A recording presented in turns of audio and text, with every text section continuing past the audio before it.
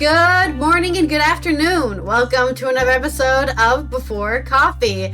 It is Tuesday, which means it's Good News Tuesday. That's right. We have all the positive news. We scoured the internet to look for these stories because the news sometimes does not want to tell you anything good that's going on. So we found some good stories for you to share with you. This is the first and only international game show Before Coffee, a father and daughter news podcast where we look up our stories right before we've started. We just got caffeine in our bodies and we're learning to speak and read live on stream. Let's get into that good news headline and spin that segue wheel. Today on Good News Day. Tens of thousands march in London for biggest anti-far right demonstration last Saturday. And we have good news about the environment as the fastest benefits from any policy in U.S. history has taken place in New York City. And more environmental news, great news, India is on target to hit their renewables target 5 years early. One year on from first wild release in England, beavers have transformed dense woodland and studland to wildlife-rich wetland. And new olive groves plant hope across the West Bank. And a father of 99 and his son of 80 feast on free oysters. And how do you live to be 90? Well, a surgeon has the secret. A vascular surgeon has a secret. There's your secret. 100 years on, and David Attenborough still discovering new wonders in wildlife, now with his new show about British gardens. Right. And it's not only oyster day, it's clams and the half shell day. That's right. Only the half shell. Don't give me that full shell stuff. March 31st, the last day of March, 2026, Before Coffee.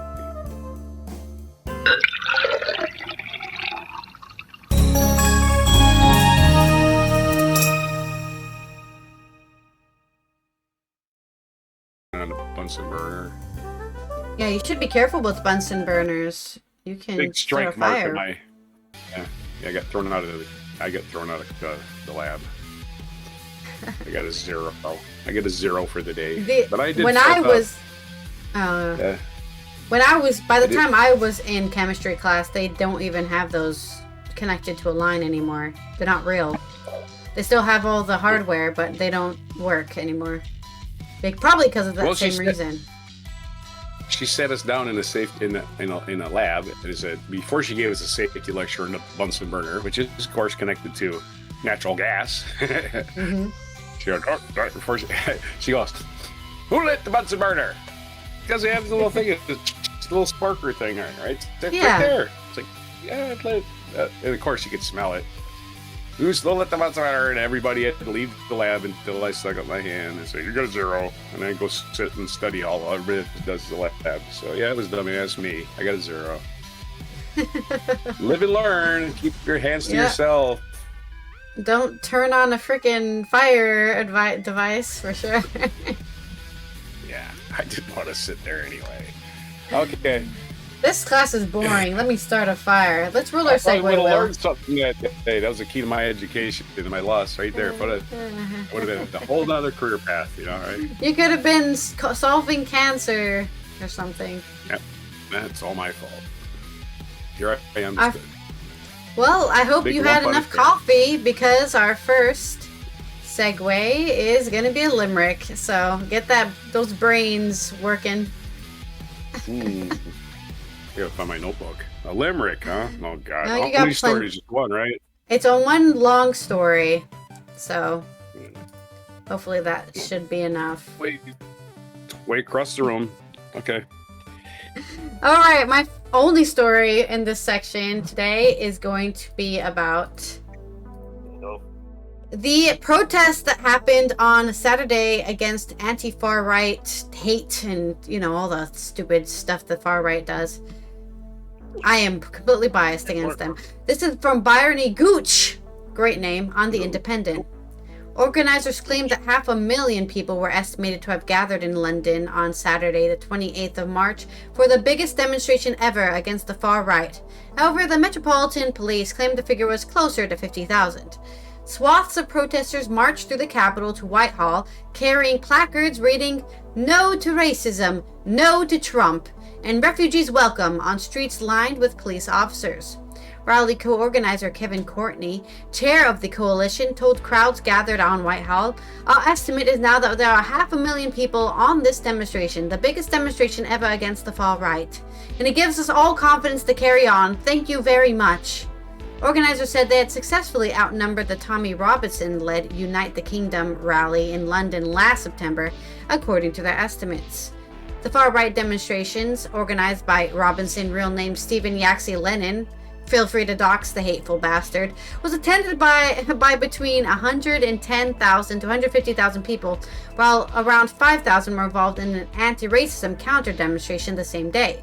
But the Met said they believed the figure for Saturday's march was closer to 50,000, although they admitted it was hard to judge the number due to the widespread nature of the crowd, right? They weren't all being funneled through, a butcher. They were just out there.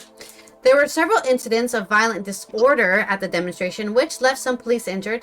Sir Keir Starmer condemned the rally at the time and said it had left people feeling more scared than they were before. Right, just say that you're a Nazi and shut up. A number of politicians attended the Together Alliance rally, including your party's MP Jeremy Corbyn, Zara Sultana, as well as Green Party leader Zach Polanski and MP Hannah Spencer. Speakers included former Labour MP Diane Abbott, who now sits as an independent in Parliament. There's also a man just not wearing any clothes. Good for him. She told the cheering crowd, It's warm out. "The turnout today is the largest anti-racist march that I've ever seen in my lifetime, and you should all be proud of yourselves for coming out in such numbers today." Sabi Dalu, Joint Secretary of the Together Alliance and co-convener of the Stand Up to Racism, said that the UK is seeing an unprecedented growth in support for far-right organizations, but that she believed the size of the attendance on Saturday had intimidated the far-right away from counter-protest. The Tommy Robinson-led Unite the Kingdom demonstration back in September 25 was the biggest far-right mobilization in British history, she said. "We believe that the majority of British people stand against the hatred and division and racism that was being encouraged at the demonstration and by these type of organizations, and it's time to act." As Saturday's rally began, there were shouts from the group of around 10 counter-protesters. One member of the group was carrying an Israeli flag. A separate march organized by the Palestinian Coalition also took place and joined the route of the Together Alliance before the groups formed up for the rally at Whitehall. The Metropolitan Police arrested 25 people by the end of the demonstration, including 2 for climbing up the National Gallery columns and 18 Palestine Action supporters, which, as Keir Starmer has said, are terrorists. Are part of a terrorist group for asking, "Hey, can you stop doing genocide, please? You're a terrorist! Palestine doesn't exist! Oh, Israel, please keep giving me money." A group of people staged at a protest in support of the proscribed group outside New Scotland Yard. It comes days after the Met announced they will resume arresting protesters for holding signs in support of the banned group, the Palestinian Action Group they're speaking of. How do you not see yourself on the wrong... I mean, let's be honest, England is always on the wrong side of history. Have they ever been on the right side of history? Let me know in the comments. Officer imposed a public order condition banning the joint rally from continuing after 5 p.m. Met Police Deputy Assistant Commissioner John Sable said before the event that it will be a busy weekend for our officers, but we have detailed plans in place to ensure all group protesting this weekend can do so lawfully and without causing serious disruption to other Londoners, businesses or visitors. As well as the mass demonstration, a number of protests against the Iranian regime, both static assemblies and marches were taking place in the Westminster area on both Saturday and Sunday, the Metropolitan Police said. This article was amended yesterday on the 30th of March. It originally stated that 500,000 people attend the march. However, the Met Police put the figure closer to 50,000. The Independent is unable to verify either figure. So just to be clear, nobody really knows how many people were there. You're going to have to look at a drone footage or something and start counting heads. Where's Wally? And that's my story. Were you able to write a limerick, or do you want me to keep talking? I don't know. Okay, then I'll keep talking. We were talking about history and why. Well, England is always behind the times. It actually was a theme of my limerick. Oh, really? And when the French had a revolution around 1793, well, the British were sitting around sipping tea. Modern times have changed things. As citizens cry, no kings. Andrew's in hiding, and where did Charles flee? I don't know.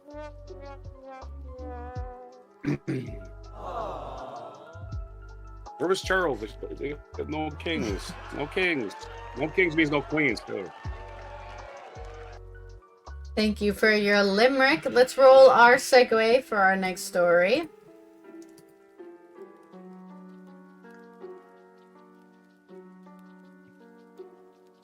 In which I'm going to write a haiku. It's all poetry today.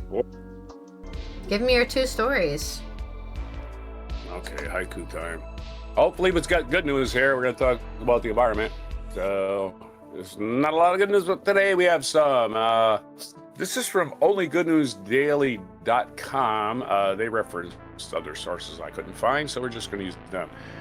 Fastest environmental benefits from any policy in U.S. history, it says here. This is from the editors of that site, OGN, Only Good News Daily. When New York City's congestion charge scheme for cars reached the 6-month mark, it had produced perhaps the fastest environmental improvement of any policy in U.S. history. At the beginning of 2025, New York City joined London and other global cities by charging cars for entering their traffic-clogged metropolitan hearts, thus introducing a measure that was previously unknown to Americans and initially unpopular commuters. But the 6-month anniversary of the congestion pricing highlighted a string of remarkable successes. Traffic congestion in Manhattan, site of a $9 charge, is almost substantially down by 2 million vehicles per month. Plus, cars and buses are moving faster by 15%. As a result, air quality is improving as carbon emissions drop. Right, because if you're just sitting in traffic, not going anywhere, you're creating pollution that does nothing. Yep. It doesn't move you forward. It just keeps your engine running. And if you're not running a hybrid, which will shut off at lights, your engine just keeps running and polluting while you're sitting there for a 5-minute light. Because there's no such thing as this is a quick light in Manhattan. There ain't such a thing. Maybe there is now. Right? The public transportation has a bit of a zip, perhaps surprisingly. Yeah. Anyway, as a result, let's do this again. As a result, air quality is more improving. Carbon emissions drop by 2.5% thus far. And the public transportation system now has a bit of a zip. Perhaps surprisingly, there are fewer car accidents and injuries, maybe because Manhattan's eternal gridlock has been relieved. It can't be eternal if it's been relieved, has it? And drivers are less angry. In the Trump era of assaults upon climate policy across the U.S., New York City's congestion charging scheme signaled welcome progress in 25. It's been even more obviously beneficial than even the most fervent proponents had hoped, and there have been really tangible improvements that are really gratifying. This is Ben Furness. His name is Furness, Executive Director of the Transportation Alternatives, a New York-based pro-transit group. It's been incredible to see. Furness says that one of his favorite stats is the noise complaints along Canal Street, a key artery to lower Manhattan, have reduced by 70%. Oh yeah, if you've ever been to Manhattan, here's the sound of Manhattan. That's what Manhattan sounds like. That is at least maybe that's gone away, hopefully, right? 70% complaints have gone down. People actually complain about the noise. What do they call it? The mayor, it sure is noisy here. The mayor's like, yeah, well, imagine that. Anyway, the quality of life improvement has been dramatic. Reducing pollution is often seen as involved a lot of sacrifice. This has been different. People can see the improvements to their lives. This was a cynical assumption that was but that was a bullshit charge, and life will stay the same, but that assumption has gone away now. Yeah, it was a bullshit charge until life got better. And it's like, for it now. So yeah, lots of people are against it. It's like, $9. You already, first of all, you're already paying like, I don't know, $20 to go through the Lincoln Tunnel. It's ridiculous. Across the pond, London's air quality has improved markedly, and more, or the Holland Tunnel, they got 2 tunnels. Across the pond, London's air quality has improved markedly, and more people now support the charge than oppose it, and reversal of what polls show prior to its imposition. For New York City, alongside environmental improvements, one of the other motivations for the congestion charge was to raise funds for the beleaguered Metropolitan Transit Authority, the MTA. This has been a resounding success, hitting around $500 million in a year. My Lord, they've raised $500 million. The purpose of several hundred new electric buses improvements through regional rail. If New York can survive attacks from Trump's administration, and thus far the city is successful at beating in the court, those who seek cleaner air may soon discover that all scheme replicated by cities elsewhere in the United States. After all, if highways and bridges can be told, why not congested corridors to the city? Let's have us a haiku about New York City congestion and how it's quicker to walk in New York City in most cases. At least it was. I don't know if that's improved. I mean, I say that about Amsterdam. Of course, Amsterdam is now completely. Yeah. Anyway.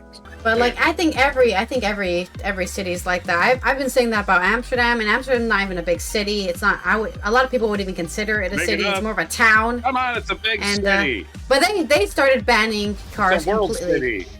They've started banning cars from even going there themselves. So, yeah. Yeah, not a ban.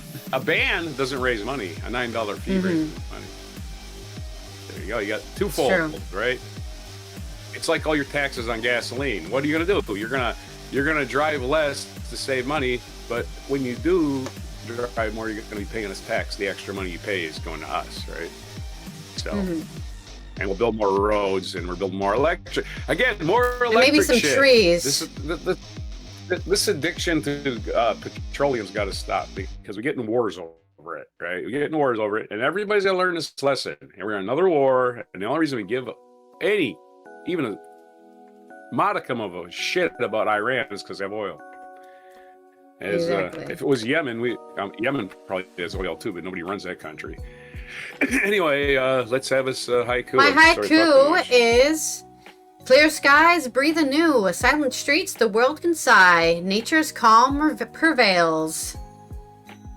That's right. Ooh, hold on. Of course, a quiet New York City would be definitely a different atmosphere than people are All right, one more used to. story on my dumb. We're starting on my segment. Speaking of environment, India is doing something about it. Thank you, India. Other than overpopulating your land, you can actually do something with your time, and that's save a little bit of air for everybody else. It's going to live a little bit later, right? We're not the only people that ever lived on Earth. There's got to be somebody after us, right? That's just kind of how it's been going for a while. ClimateTracker.org has this story. India already on track to meet new target by 2030. They're meeting their 2035 target. What is their target? India is likely to be able to achieve its newly announced 2035 target to increase its non-fossil capacity to 60% by or even before 2030. That's only 3.5 years, folks. Under the policy has already been in place, and we will lead emissions continue to rise, the Climate Action Tracker said today. India has missed an opportunity to come up with a national economy-wide 2035 target to cut greenhouse gas emissions, it says here. It says CAT India expert Dr. Nandini Das.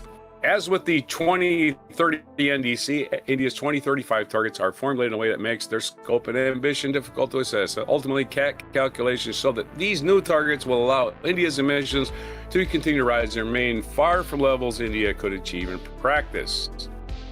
The final quantification of India's 2035 intensity target depends on how updated GDP is measured. This is really technically written jargon. I apologize.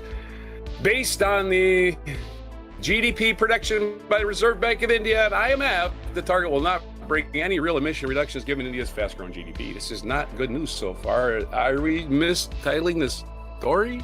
Okay, let's do this again. It says it's good news, and then they say they're not meeting the targets. I'm so confused. The final quantification of India's 2035 intensity target depends on how updated GDP is measured. I don't even understand those words. Similarly, a non-fossil capacity target for 2035 does not necessarily result in proportional decline in emissions unless it translates in actual electricity generation. India has already achieved 50% non-fossil capacity, but the share of non-fossil sources in total generation remains comparatively low. Wow, I'm sorry, this is poorly written. It's written like, give me a definition for half of those words in context of what they actually mean in your scientific paper, folks, because I'm having trouble understanding this paper. India has also missed an opportunity to strengthen its 2030 targets, which CAT rates a highly insufficient for non-fossil capacity target.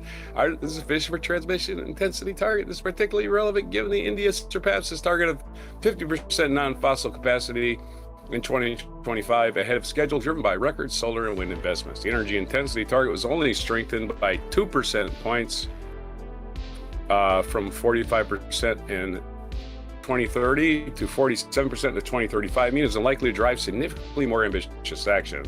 The CAT's latest analysis show that India is still on track to meet 2030 goals, and both targets can be met with current policies. However, projected emissions in 2030 have been rising with each assessment, highlighting that targets could be to reduce absolute emissions. If you understood that, congratulations. Yes, I did. So basically what's happening here is that they want to have a certain proportion of their energy coming from green energy.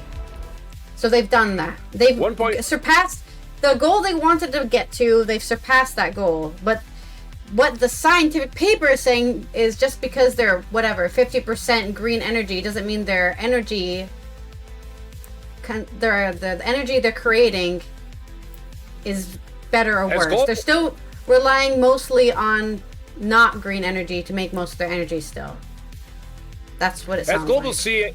As global GHG emissions, which GHG means something, GHG emissions need to be cut roughly by half in 2030 to be in line with 1.5 degrees Celsius warming limit. Large emitters like India need to get the emissions into downward trajectory. An unconditional NDC, their acronym they don't define, in line with 1.5 degrees Celsius comparable fair share pathways in India. Wow. What the fuck does pathways mean? For India would translate to absolute economy-wide emissions reductions of 106% above, oh Lord, levels by 2030 and 87% above 25. Just a bunch of numbers. I don't understand any of this crap. It's just telling you a bunch of numbers and it's burying it in jargon so nobody can possibly understand it. Conditional NDC in line with CAT would be a C. Here's the deal. India is lowering their emissions. They're really trying hard. I can't understand the story. It's poorly written. It's written for somebody who likes words that are really long that don't tell you anything. There you go. So there's your story. I'm sorry it's so poorly written. I don't know, translate the English back to Indian, back to English, back to English and whatever, and got lost in the jargon. I have no idea the words they're using. They don't define their acronyms. It's a poorly written story. I'm sorry. But the gist of the story is India is ahead of their targets. Good news. Let's have a haiku.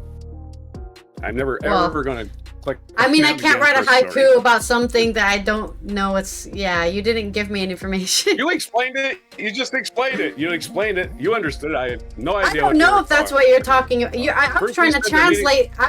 I was trying to translate for you. You did not tell me if that sounded right or not. So I have no idea if it's correct. Story. I'm not gonna. I can't really read a poorly written story because it was poorly written. It was written like, oh, here's a bunch of jargon.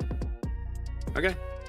Nobody is ever going to understand anything I said. I guarantee it. There's no way anybody. I mean, you spoke really fast, so I couldn't understand most of it because you're speaking too fast. Oh, you can pick on me all you want, but it was poorly. I'm not picking on you. That's just what I'm saying.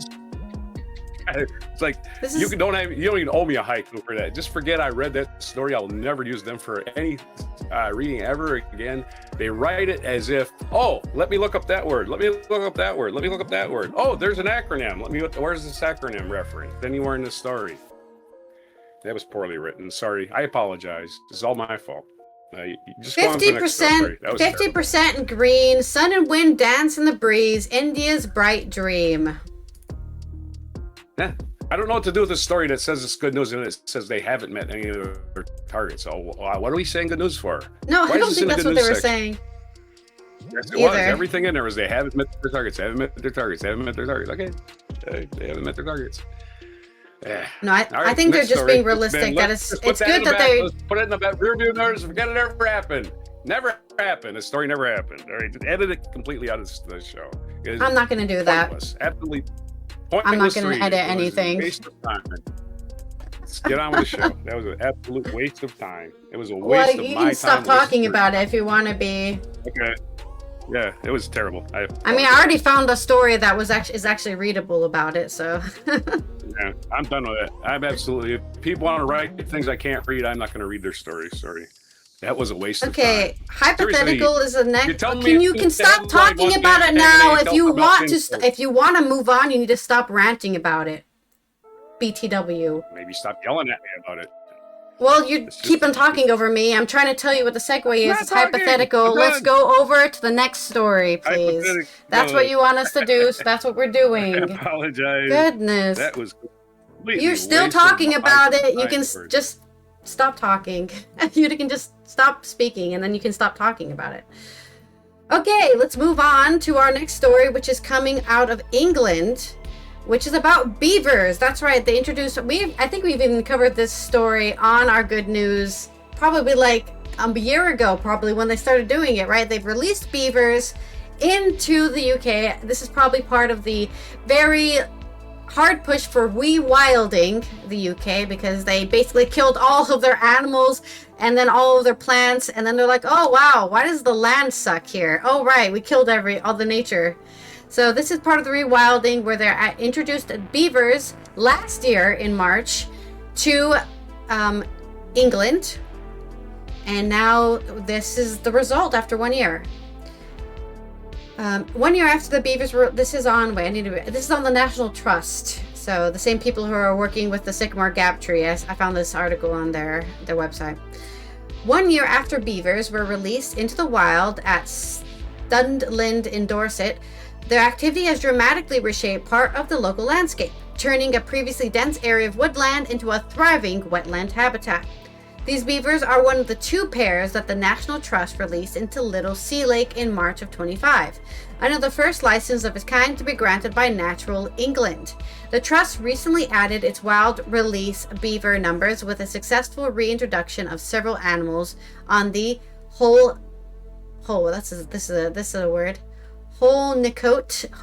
estate in Exmoor after being granted a further license.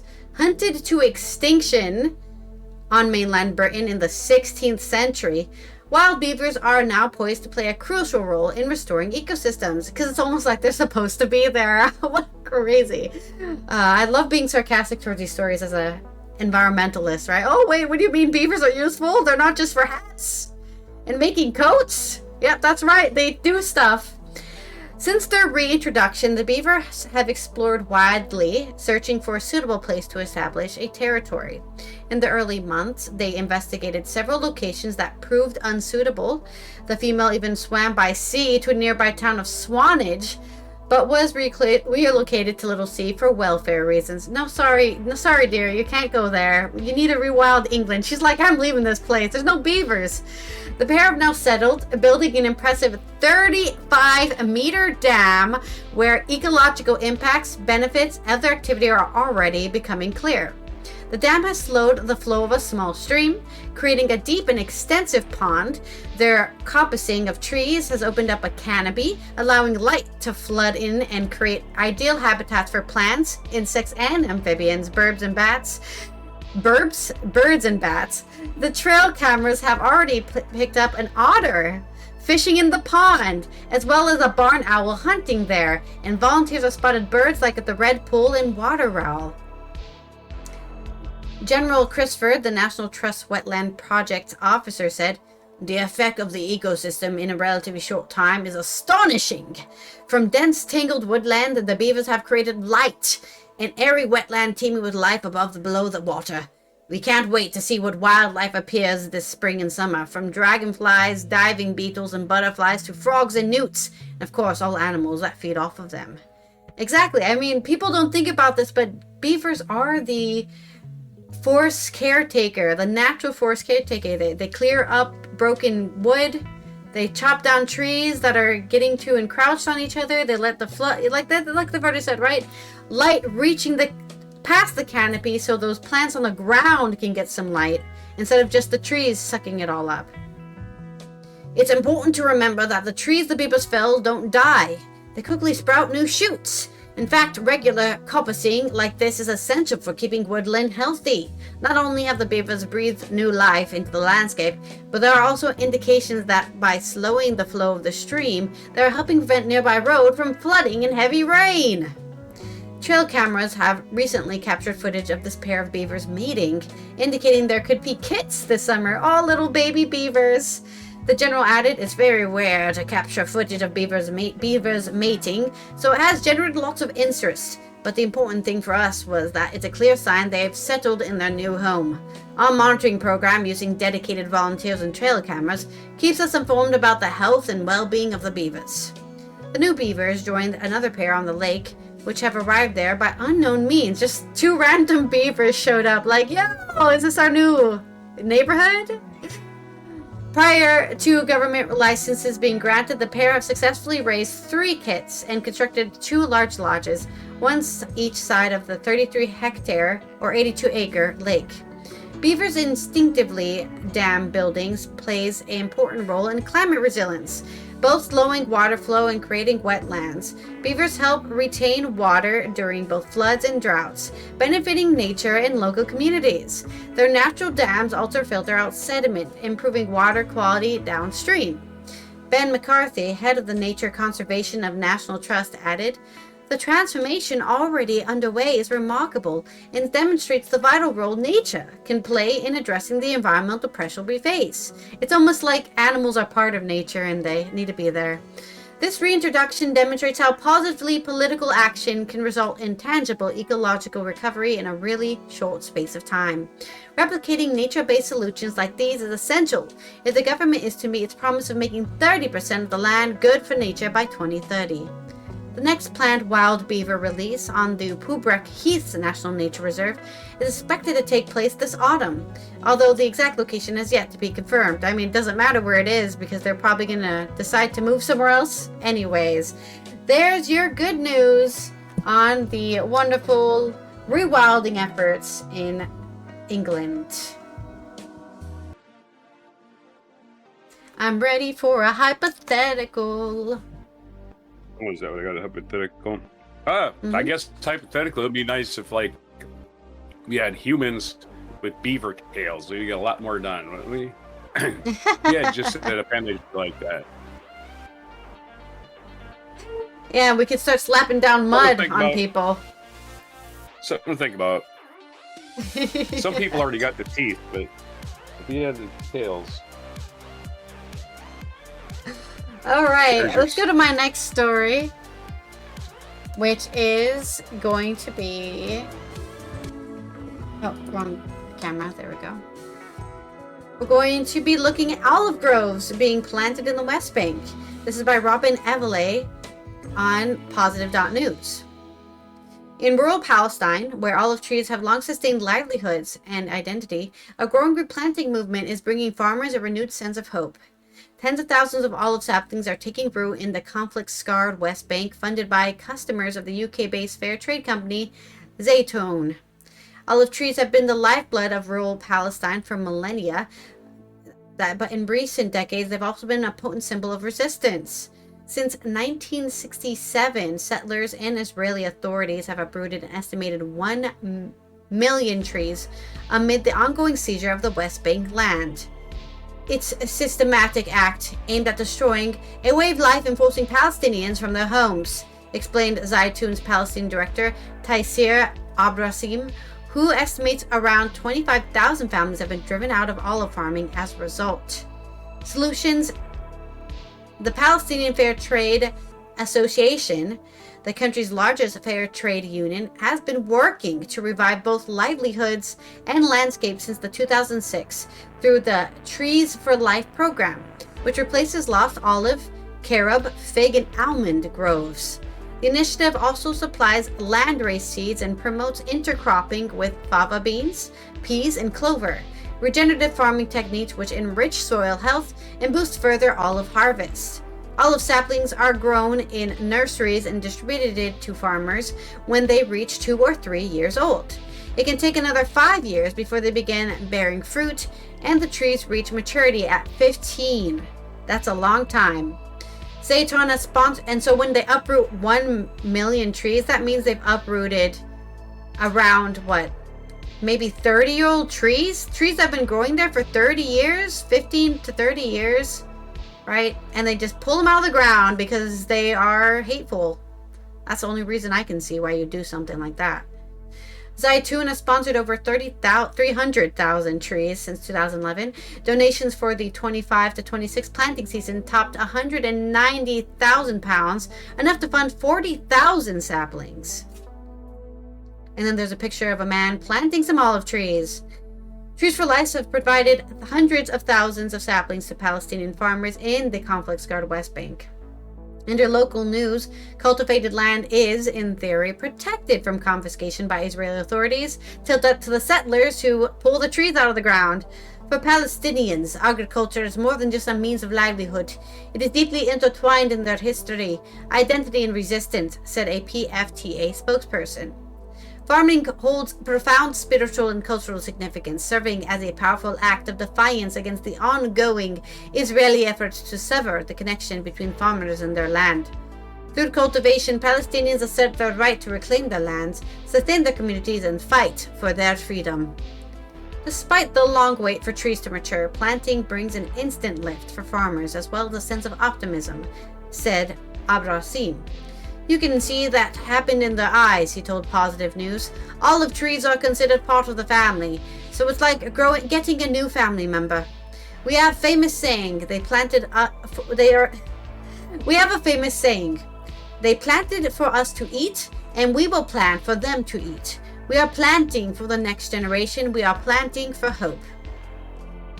So there's your more good news, positive news, about people who are not going to get beat down, and they're going to let their trees keep growing. Go olive trees! You're muted. Good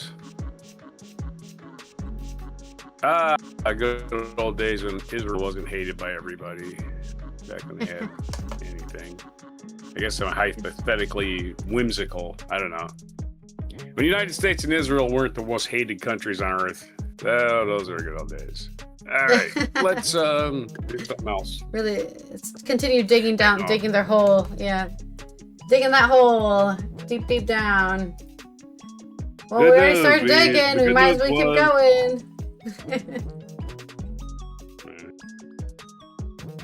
Yeah, trees. Trees are important. Yes. Just for your own amusement. Being able to have a livelihood is pretty important, for sure. Okay, we're gonna try to do some good news. I'll do a hypothetical this time. Okay, hypothetical. Hopefully it's written for humans to read. Instead of going, oh, here's a $90 word.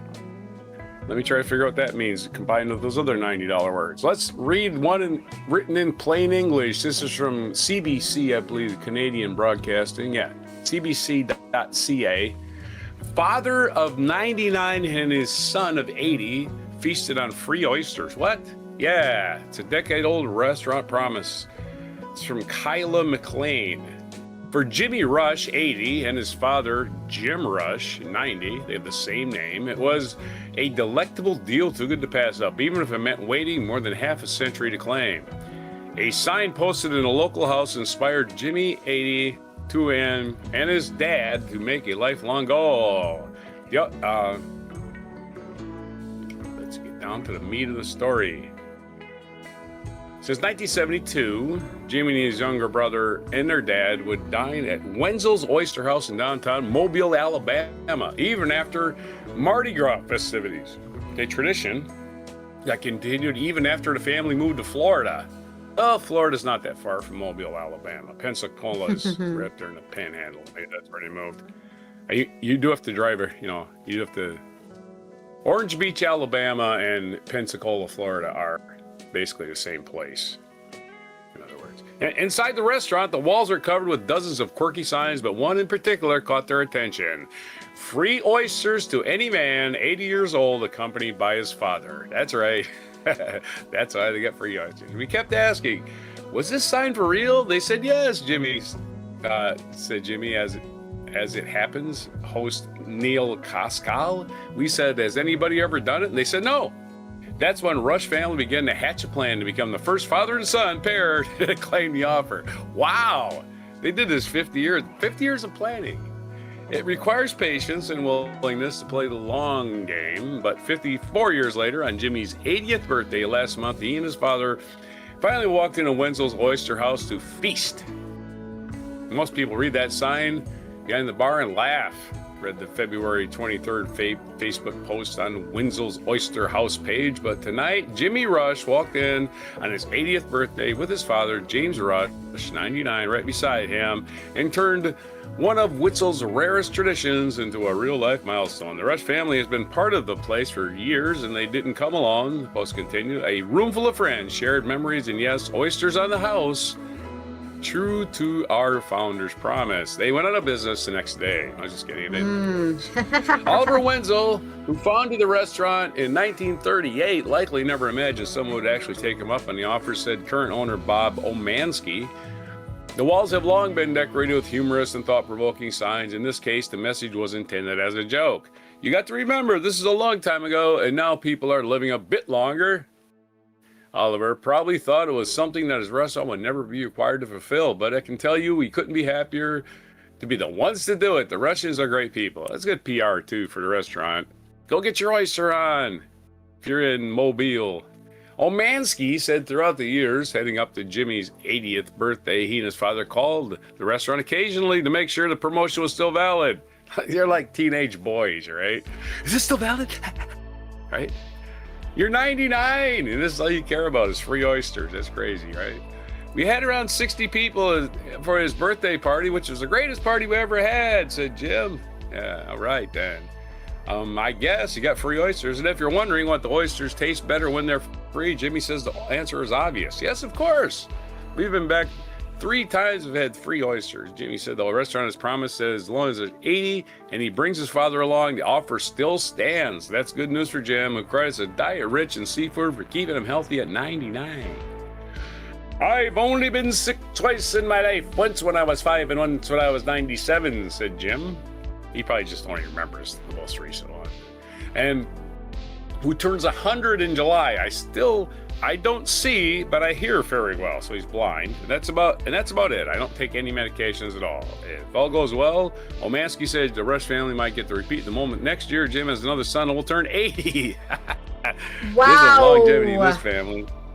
So we're looking forward to having Mr. Rush to be able to celebrate this twice. No, he has this for the rest of his life, this 99-year-old guy. He's got it the rest of his life, as long as he takes one of his kids that's over 80. So there's your story, your quick story about your, what do they call him? Amazing. Octogenarian and yeah. What do you call somebody in their 90s? Octogenarian and a nanogenarian? No, yeah, I don't know what whatever. 9 would be. That's a... Well, hell, he's be 100. He's going to be 100 in 3 months, so let's forget that. He's going to be 100. Centurion. Just call him a centurion, yeah. Long live free oysters, or oysters as people call them in some places, because we're oysters. I've been to that part of the world, like Panama City, Florida, right? And the Gulf of Mexico. Oh my God, they have a lot of oysters. I sat down one night and had 3 dozen oysters because they were nickel oyster night. It was nickel oyster night. Yeah. 3 dozen oysters. It barely cost me anything. And I'm like, boy, that's a lot of damn oysters. But yeah. Sorry. Let's have a Really impressive. hypothetical. How many oysters could you eat in one sitting? I've seen this girl on my shorts eat a lot of oysters. Like, she kept on trying to beat her thing. And I actually know a story. Here's a hypothetical for you. There was actually a huge oyster craze in New York in I think it was the 1800s or something. And they basically there were so many oysters that they killed oysters. They killed all the oysters. Remember the time you found a tiny pearl at the? Did you remember the time you found a tiny pearl at the buffet? I don't know whatever happened to it.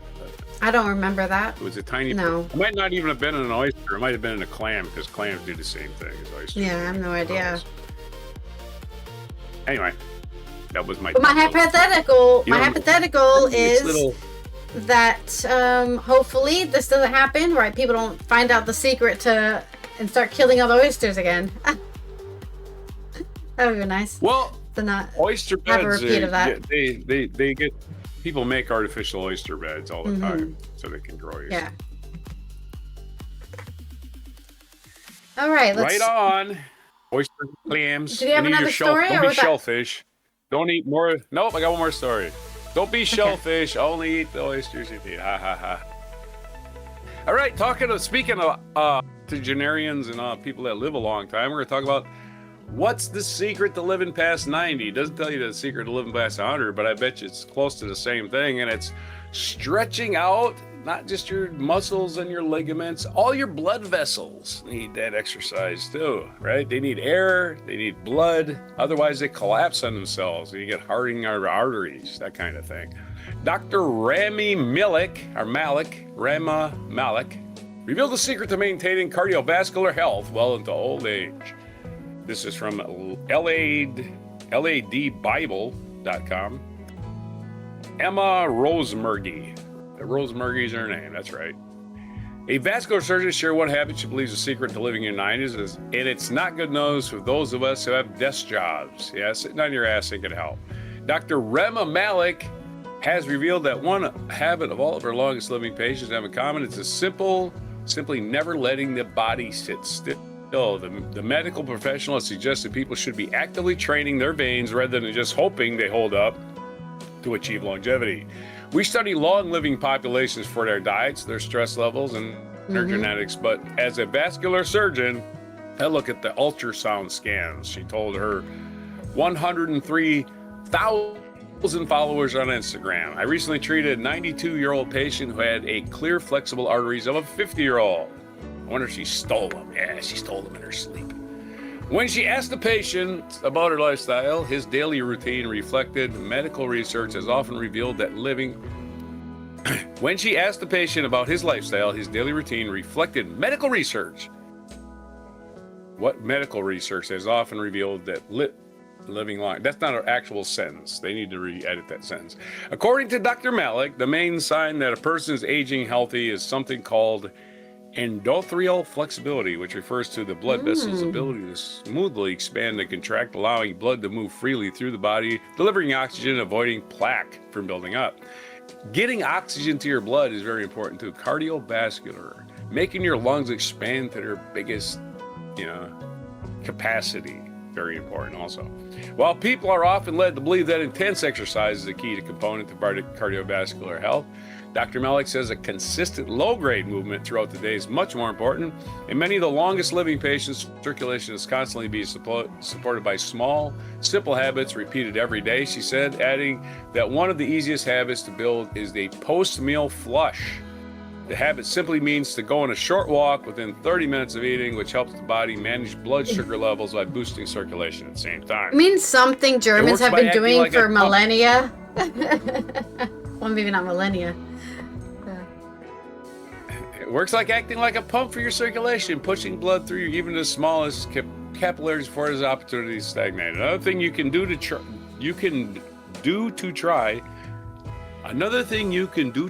and improve your endothelial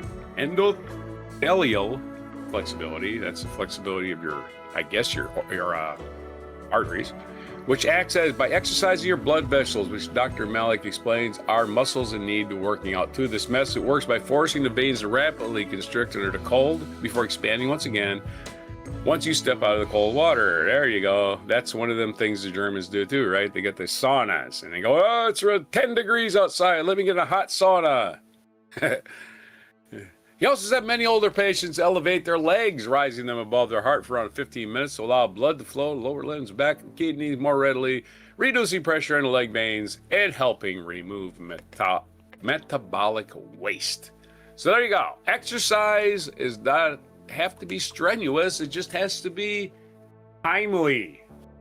Don't eat your food and then go to sleep, right? I'm going to sleep now. Oh, that's not good. Go do a half hour of stretching and walk. Take your dog for a walk. Take your cat for a walk. Take your iguana for a walk. Take something for a walk. Your iguana. Just ride a bike. Touch grass. Do some pull-ups. Anything. Just anything. That's what food's for. It's for the energy. Yep. Right. The best. Right. If you ever, and it regulates your blood sugar. Here's a hypothetical. If you're starting to feel that carb crash, get up and start moving. Don't take a nap. There you go. Yeah. There you go. That's what you got to do. It's like, oh boy, I'm really tired. I just ate 4 pounds of cheese. No, don't go to sleep. Don't eat 4 pounds of cheese, first of all. That sounds dangerous. Yeah. I just ate a gallon of ice cream. I'm going to sleep. No, that's not a plan. No, don't do that. All right, let's roll our next segue for my culture news.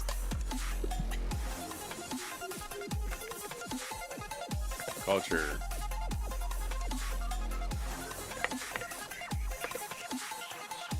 Not the. Our next segue is accurate metaphor and simile. Let's go. Metaphor. Our story is about David Attenborough, who made a new show about England gardens or British. Yeah, he is old. He's turning 100 this year, and he's still looking at animals and supporting animals. You gotta love that. All my stories about animals, I just realized today, which is really funny. I know a place where him and his son can get some oysters. All right, maybe you can go there. Yeah, for sure. This is on The Guardian by Tara Conlon. Whenever David Attenborough speaks, the world listens. So his latest... Oh, we're having an ad break and I can't snooze it. Oh, that's a shame. Oh, well. The world listens. So his latest BBC program, which heralds the broadcaster's 100th birthday, is bound to attract attention. Secret Garden, which is one of my favorite British films, The Secret Garden. And also, I can't remember. Never mind. I'm not going to say what actor is in it because I can't remember her name. Secret Garden, the show by David Attenborough, which features 5 different UK gardens, might not be what people normally expect from Attenborough, says the show's series producer, Bilk Markham, as there's no lions and tigers. But he hopes it is much more relatable, as it focuses on where Attenborough's interest in natural history began, on home turf. That's right, there's nothing more centering into appreciating nature than going to your backyard and saying, oh yeah, look at that, there's 5 different bird species around here. Look at the frogs in the pond, look at my cat and my dog playing in the yard. That's the first way I think you can always appreciate nature and where you live and where you are. Anyways, enough about me and my opinions. Right on our doorsteps, he stressed at the beginning of the program. He reveals that some British gardens are almost as diverse as tropical rainforests, and that our gardens cover a greater area than all of our national nature reserves combined. Yeah, if you combine all the gardens, that's a lot of land. The program aims to ease eco-anxiety, featuring changes viewers can help to make wildlife, including some which might find content conscientious. Here it comes.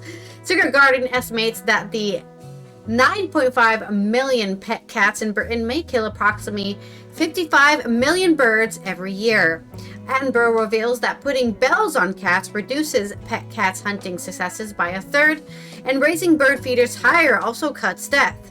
What we do here, right, before anybody yells at me for having our cats outside, we only let the cat outside after 10 a.m. That's by that time the birds are done with their morning rituals. You know, they're done picking at the ground and getting all those bugs that are waking up or going to sleep, you know.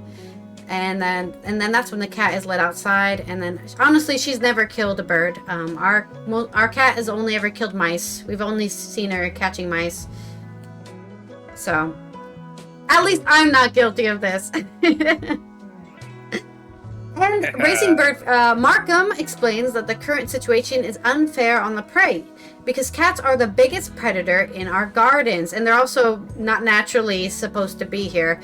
They're being fed every day by us, and then also eating birds too. Like, come on, make a choice. Let's stop killing birds. There's no limit on their population. Yeah. I mean, the other thing, right, is there's nothing that's going to kill a cat, right? We don't want our pet cats to die, so their population is not being controlled at all. Cats are apex predators in most environments. There's no limit to their population because they don't have a natural predator, because we don't want our cats to be picked up by a hawk and eaten. We don't want that to happen, so they're just protected by us. So the normal relationships between predators and prey falls apart. What would work really well is if people kept their cats indoors during bird breeding season. Exactly, keep them inside during the spring. Citing ecologist called Dr. David Dominoni, who has looked at studies showing that keeping felines indoors during April and May would reduce the impact massively. That's the science, people. We didn't want this to be a preachy series at all, said Markham. Not everyone likes to do this because they think their cat has a right to be out, which they do with their animals too. There are a lot of cat lovers who feel very strongly about this, but you can also get something like a cat balcony, where you attach it to your window and then you put them in the balcony and they can play around in there. You can make a cage for them outside, like people make cages for rabbits so the rabbits can be outside. There's so many different options you can do other than letting them just free roam and kill everything. We didn't want this to be a preachy series at all, said Markham. Not everyone likes to do this because they think their cat has the right to be out. There are a lot of cat lovers who feel very strongly about this, but if you also love your wildlife, I think we're on a nation of animal lovers and we're a nation of gardeners. Then I think you can do your bit. Not letting your cat out before 10 a.m. is not really that hard. Another episode covers pheasants, which originate from Asia, but every year more than 30 million are released into the British countryside, where they eat native insects, reptiles, and amphibians. The countryside lobby argued that the shooting provides rural jobs. But Markham points out that despite the trend for reintroducing native species such as beavers, which we just talked about, every year, we unleash the scourge on the countryside. It's messing with the ecology. Oh, but who am I supposed to hunt if I can't hunt pheasants? What about just go to Asia and hunt there? If you can't afford to go Asia to hunt pheasants, then you don't deserve to hunt pheasants. That's my opinion. Such calls to action could replicate the successes of Attenborough's voice had in reducing plastic pollution following Blue Planet 2. He is unafraid to take on big issues as he approaches his century. Last year in the film Ocean, released on his 99th birthday, Attenborough made an urgent, passionate case against the ruin caused by industrial overfishing.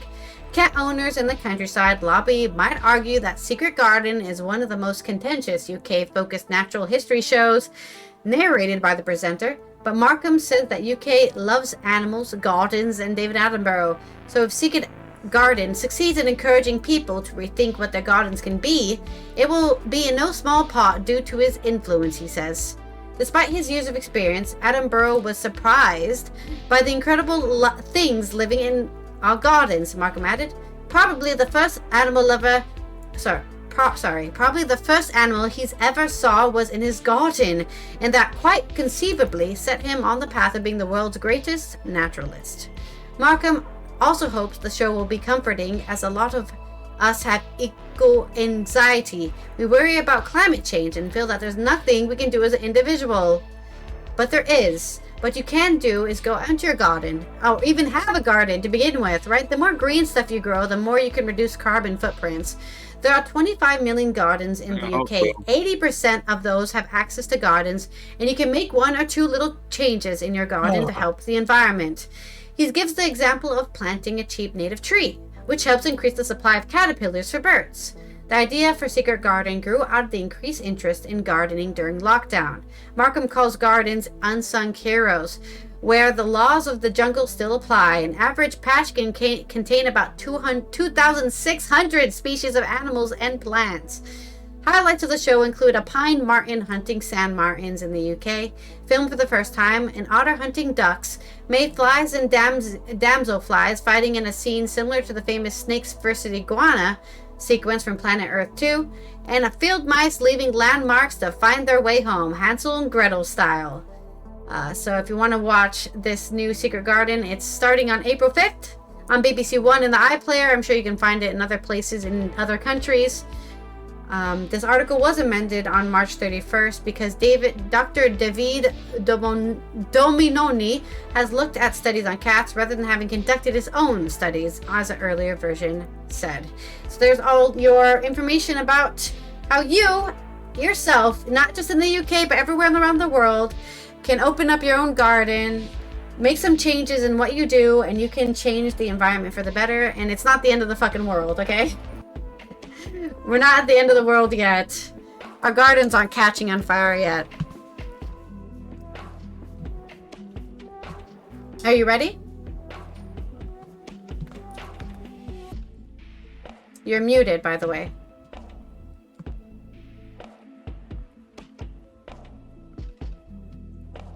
Okay, metaphor I had, right? So Dr. David Attenborough is like Dr. Doolittle. He's like that guy. These animals are just attracted to him.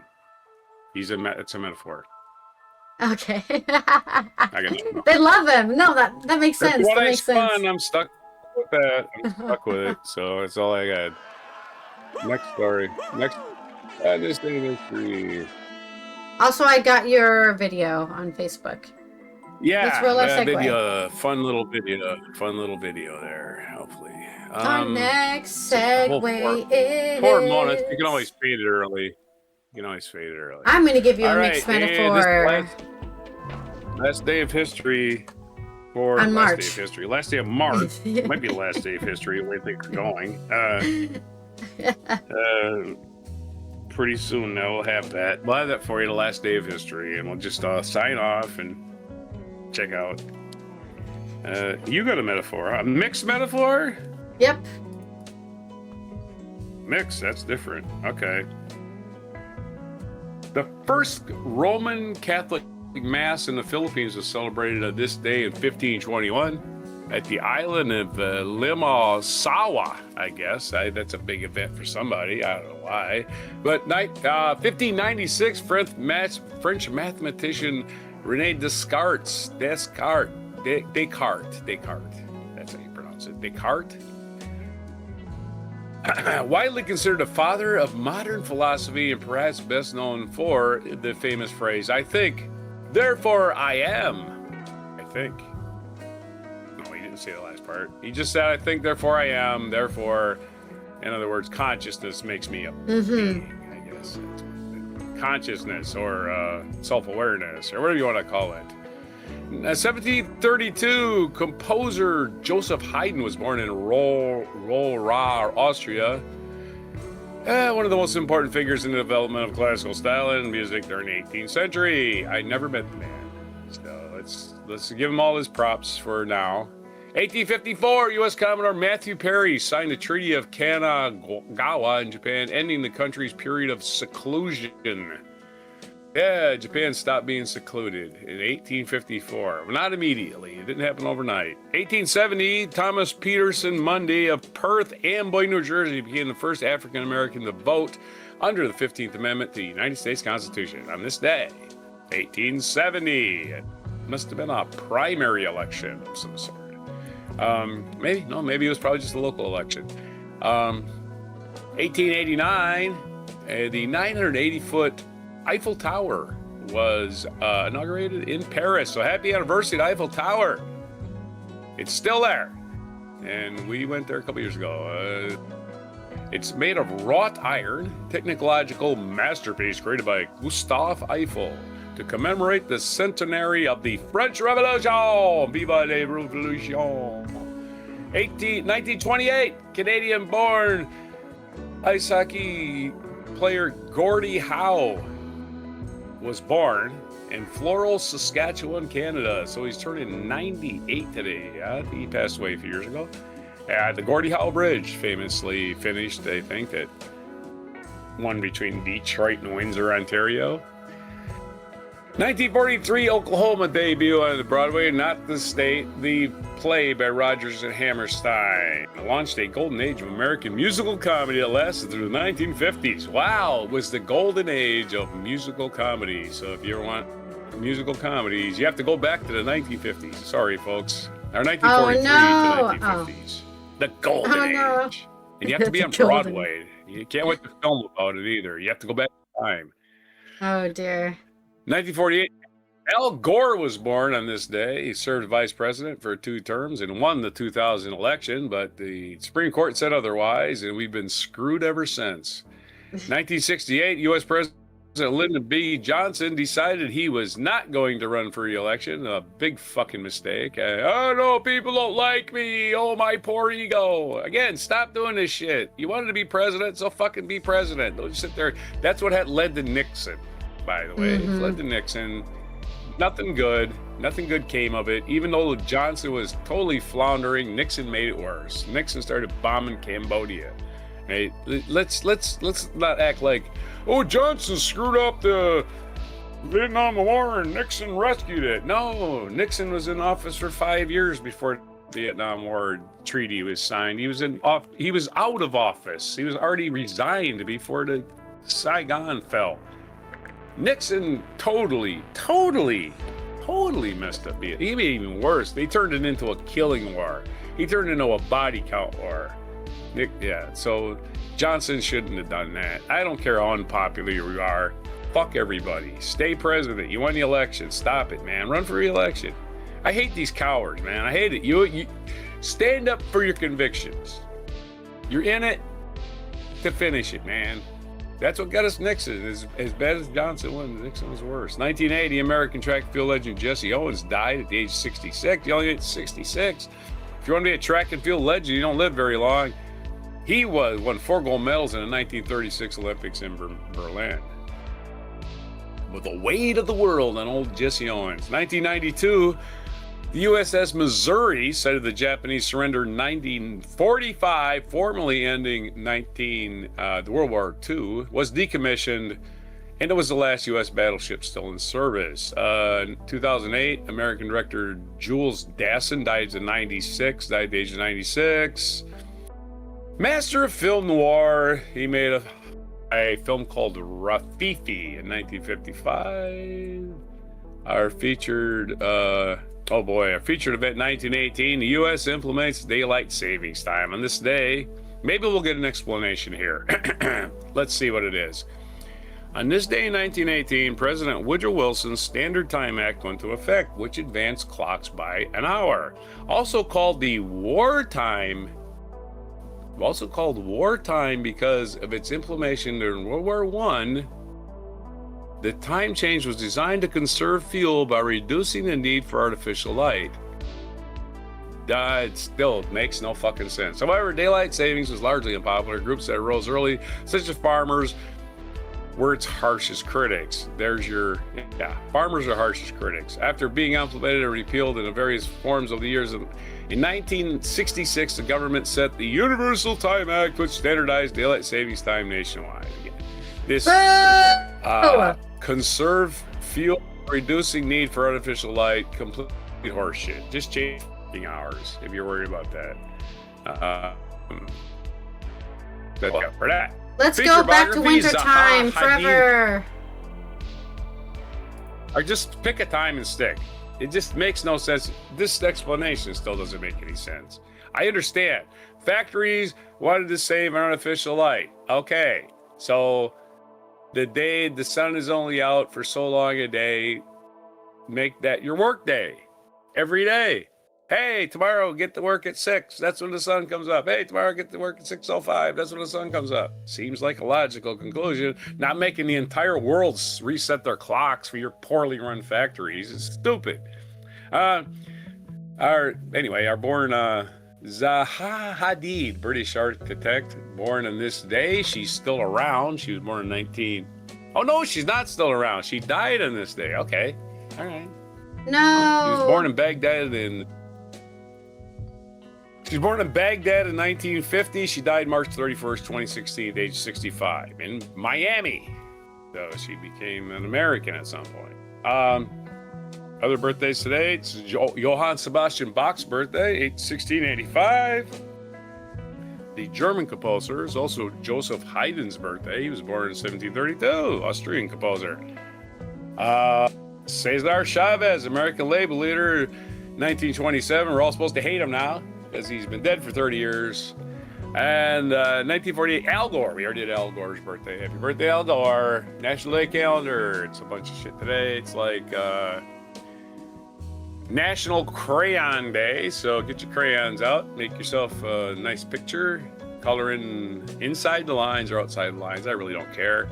National Prom Day. A lot of people having their prom this time of the year. Usually not on a Tuesday. They usually want to plan those around weekends. National Clams on the Half Shell Day. Very fitting. So we're talking about oysters earlier. And National Bunsen Burner Day and National Tater Day. Tater. What Americans call potatoes. They also call them spuds for some reason.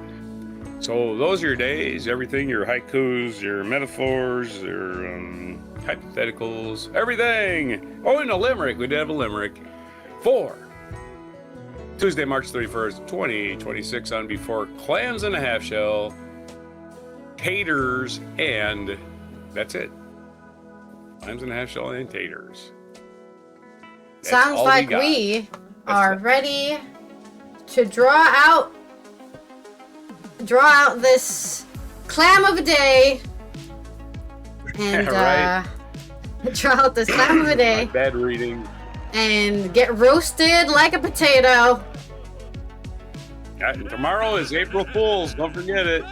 So that we can trash the clocks.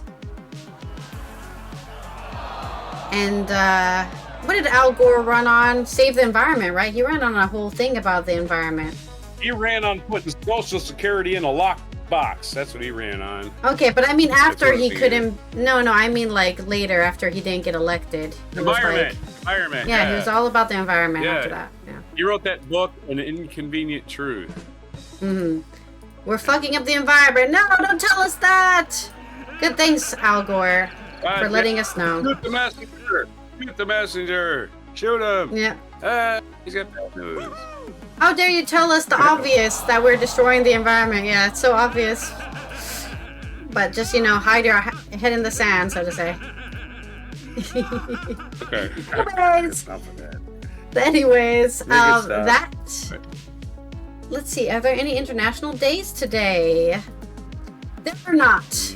There are no international days today. No. Are there any tomorrow? Okay, good. There is one this week. April I was like, is there any this week? International April Fools. That's not an UN observance, sadly. Should be. Somebody's playing a prank on us.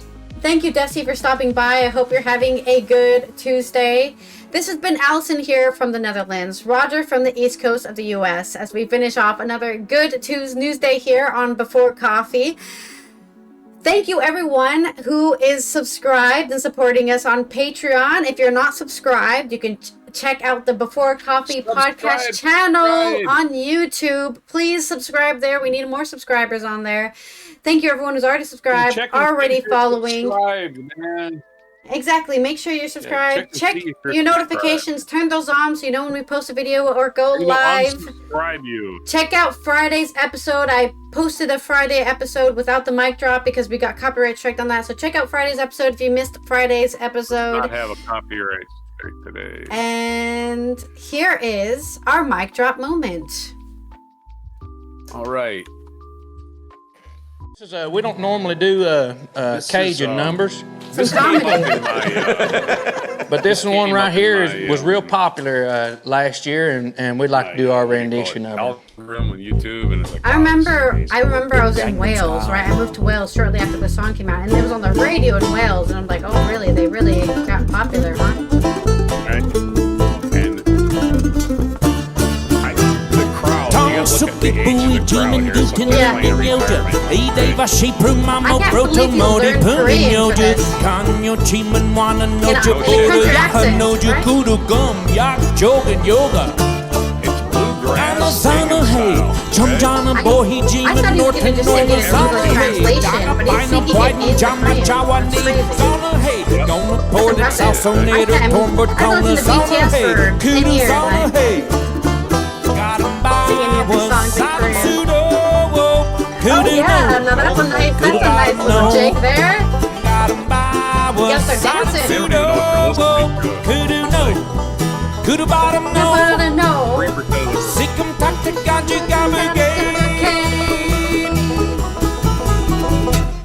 Gangnam Style. Gangnam Style. Oh, that's nice. Gangnam Style. Oh, this is really good. It's my new favorite remix. Gangnam Style. I'm sure they paid them licensing to do this as well. Of course. Hey, sexy lady. Whoop them Gangnam Style. Hey, sexy lady. I love this remix. This is so good, actually.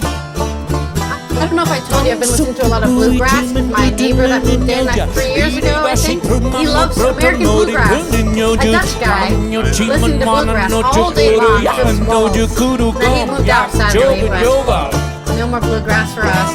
No more fiddle in the backyard during the summer. That was really cool. He'd bring his friends over to play the fiddle in the backyard. And he would be playing the banjo.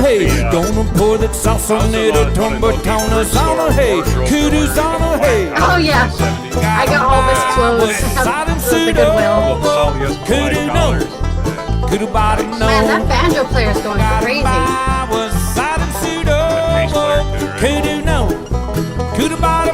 Well, the bass is pretty normal bass. He's not doing anything crazy.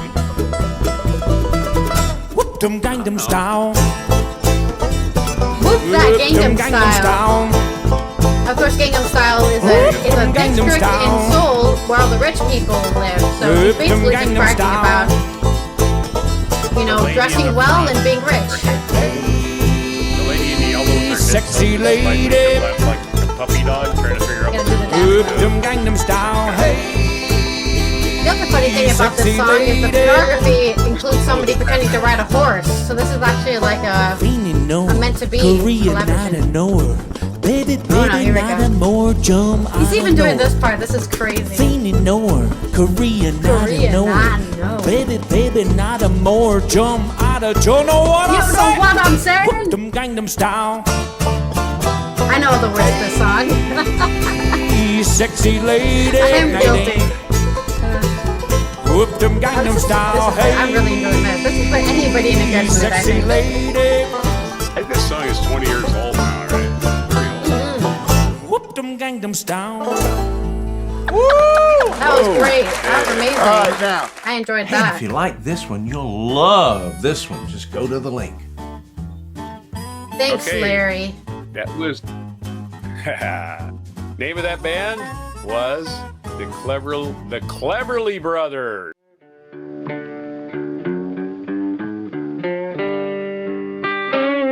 Be sure to hit the like, subscribe, and notify buttons, and follow our other channels: Toxic Alley, History of Gravy, and Scratchy Old Record.